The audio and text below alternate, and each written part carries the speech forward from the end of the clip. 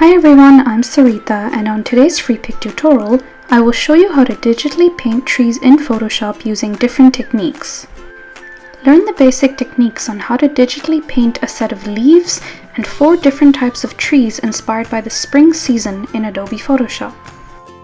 This process is a foundation technique on quickly conceptualizing assets and props for mediums such as television, film, and video games, specifically in the fantasy genre. In this video tutorial, you will learn how to create leaves and tree silhouette shapes using loose brush strokes, along with the dual brush tool, painting with shape dynamics, setting your scatter and brush preferences, creating your own brushes, using an angled brush, as well as the layering process for painting trees. This course is for beginner-level Photoshop users that have a basic knowledge of the tools and functions.